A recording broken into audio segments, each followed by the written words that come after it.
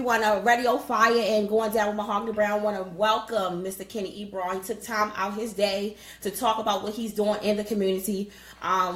Just the moves that he's going on via Facebook and social media, and what I see him doing in the community is phenomenal. Every time I see him checking in, it's something about touching our youth and our young adult, reaching outreach centers, trying to get the drug abuse. Because I'm 28 years old, and a lot of the kids my age, parents was victim of heroin abuse. Their parents was victim of heroin abuse and drug abuse, and they have drug programs now in the Baltimore community that may not necessarily be a positive impact on what a reflection we want our parents to get off these drugs about. They go to the program necessarily, but it don't change the outcome of what we want to look forward to. They continue to be on that program and not really have a change. So we want to first get on to the first topic that we talk about with Mr. Ebron. He has a heroin task force, correct? Yes, I do. And tell us a little bit more about the heroin task force. Yes, again, this is Kenny Ebron. I work with our governor, our lieutenant governor on the heroin task force here in Baltimore City. As you know, we had over 500 people here in Baltimore had overdosed off of heroin. So it became a real state emergency here in our state of Maryland, where we had many folks dying from the use of heroin. Then we had folks that was murdered on the streets of Baltimore. Wow. So we seen that it was a great need, it was a great emergency to attack these issues here in the city of Baltimore.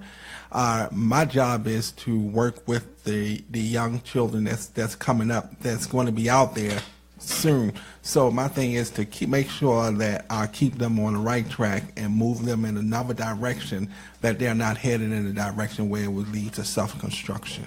Wow. I just want to talk how this issue is very important to me. Me, at the age of 16, lost my mom to heroin overdose.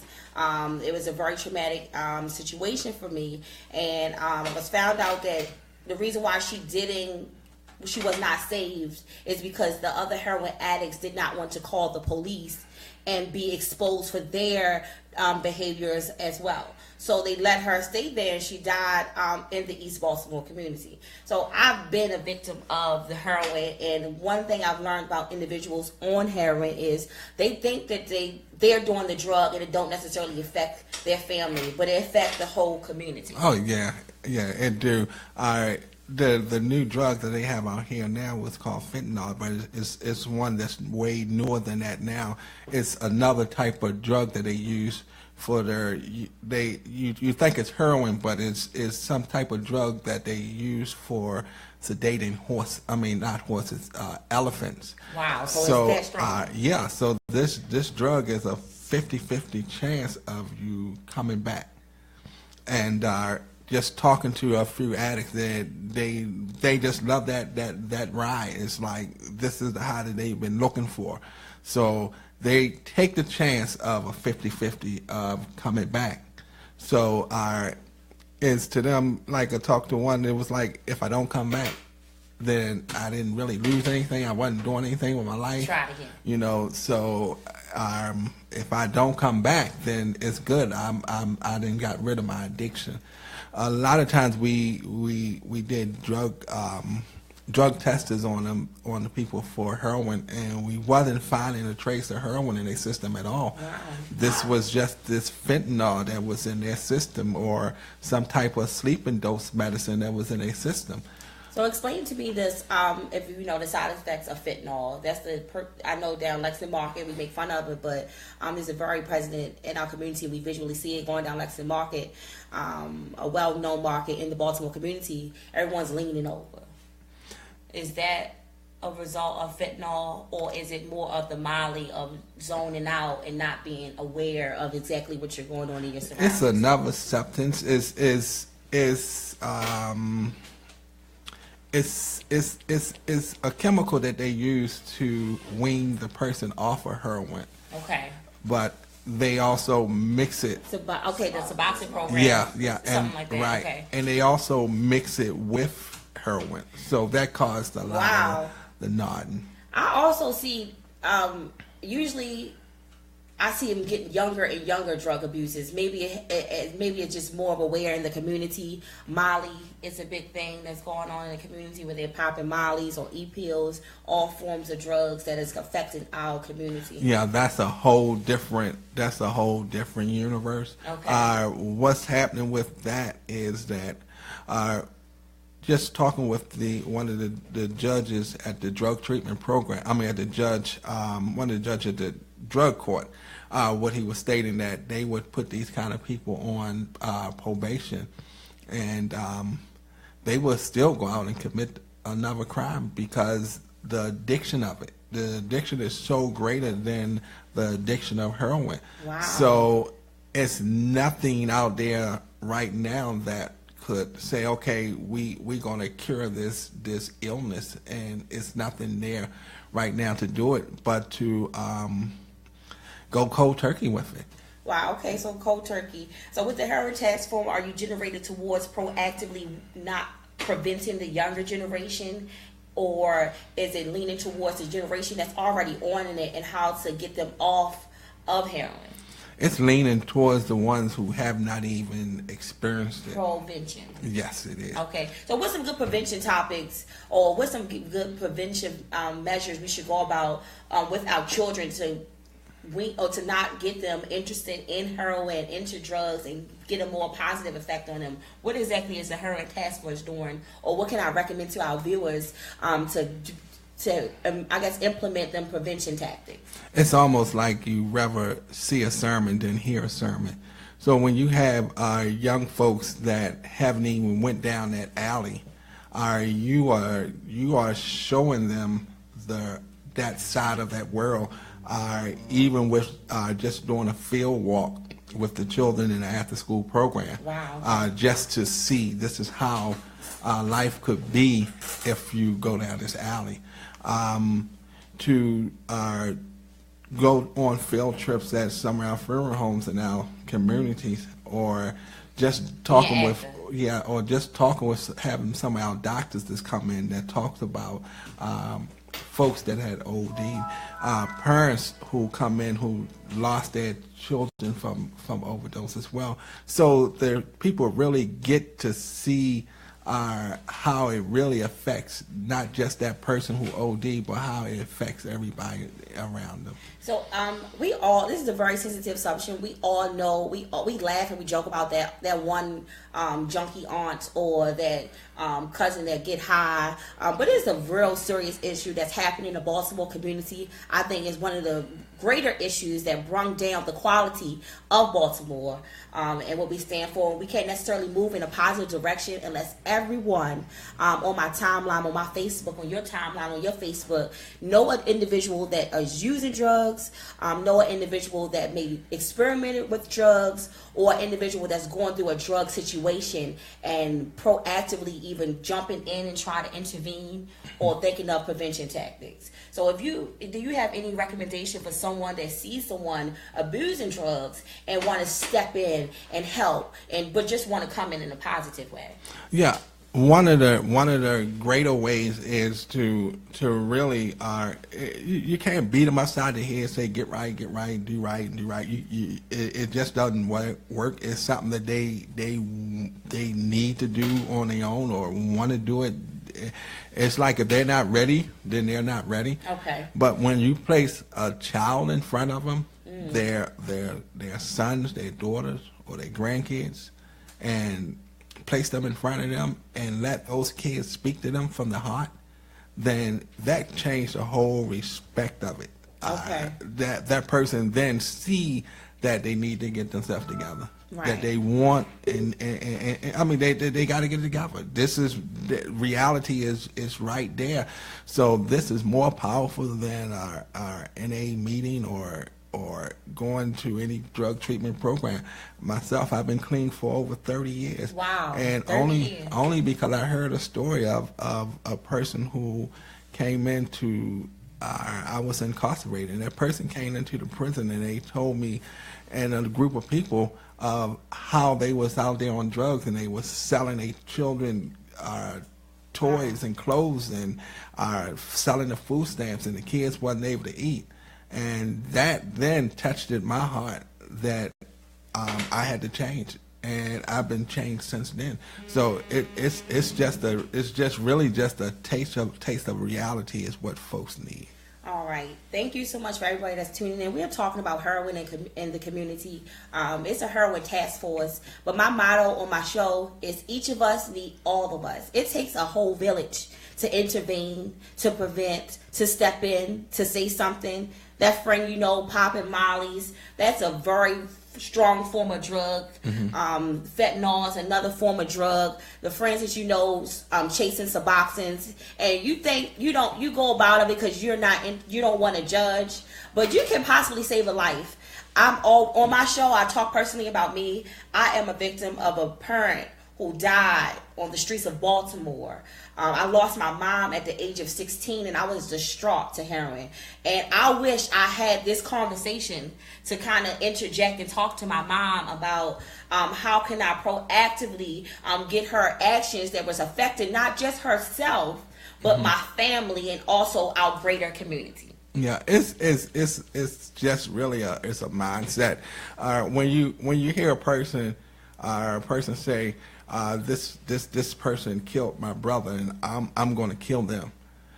But if heroin killed your brother, are you going to kill heroin? Are you going to stop using heroin? Are you going to hate heroin? Right. And it's like, no, so it's the mindset. The mindset need to be twisted and changed, right? Yes. So my first thing is awareness. Going down with the Mahogany Brown show, we are real life people talking about real life issues.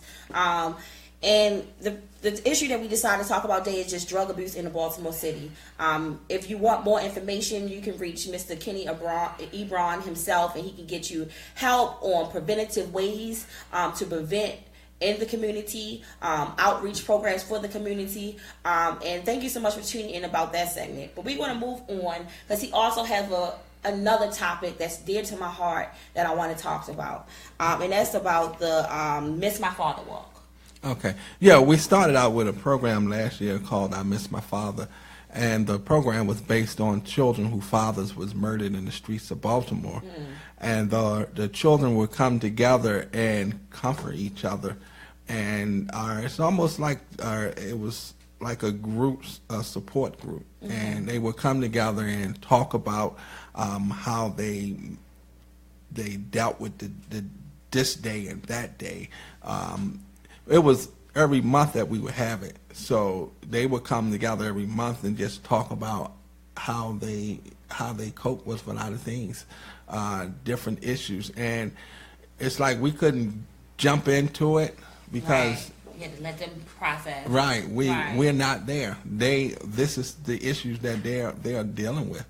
So they have the opportunity to just meet every month. And it got to the point that the information that they was giving out to each other, they shared it with their moms, and then the moms wanted a support group as well. Okay.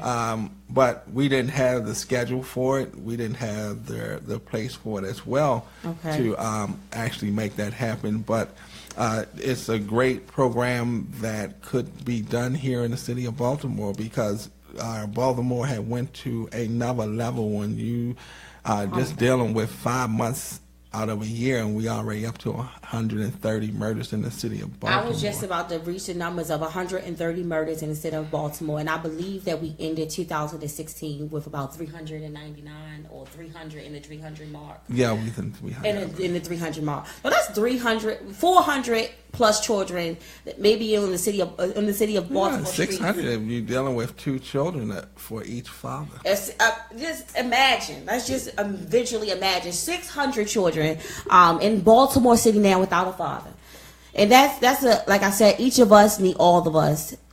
No one individual child can process losing a parent so early in life and to go on and have the coping skills. So the Miss My Father Walk, where is the next event held?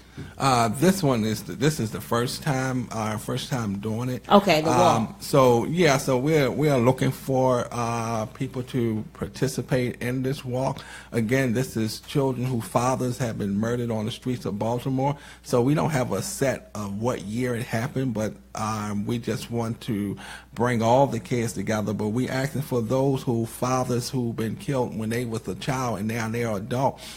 We actually want those people to meet us at Drew Hill Park, because we're marching from Mondawmin to Drew Hill Park, and we want them to talk to those children. Just let them know that how they grown from being a child to adult and how they dealt with those issues as well. We want children counselors to meet us there with their tables as well, with information to share with these children. A lot of times children see their father just take their last breath, or woke up one morning and was told that their father was dead. Wow. How do they deal with that issue? Kids going to school and they get in class and the teacher asks, "Where's your pencil?" And the last thing they're thinking about is a pencil, when their father just was killed. So our teachers in the Baltimore City schools have to be dealing with these issues as well, because our children is not receiving no type of counseling. So the teachers is wind up being the counselors, or the teachers wind up being a victim of the action that took place, because she has to deal with that child from 8 in the morning up to 2:30 in the afternoon. Wow.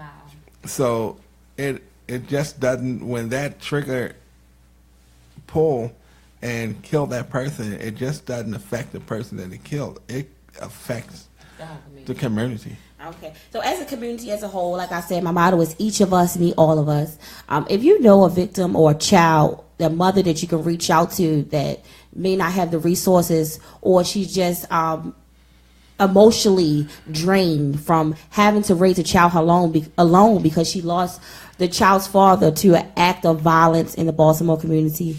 We just said on the show 135 murders, homicides in the Baltimore City community, and this not even the summertime. And you know how these people act the summertime. Generalized in Baltimore, we get crazy. So we already at 130 plus, accounting in addition to the 350 plus homicides happen in Baltimore City, where we have probably or more 600 children that's trying to go through the process of losing a father and never having that father figure in their life. And what we can do as a whole, as a unit, to reach out to each one of these children and let them know that they do have an outlet. They do have someone to talk to. It's okay to cry. It's okay to process it. It's okay to go to school and have worries, because we know what they're going through, because we are there as a unit and as a whole to talk to them. Right. And see, anything that I touch on and do, it's basically because I've been through it myself. Okay. My mother died when I was 9 years old from a kidney failure. And so I knew what it felt to lose a parent. I shut down when I was in the 4th grade, and I went all the way up to the 12th grade, and I graduated and came out of the 12th grade with a 4th grade reading level.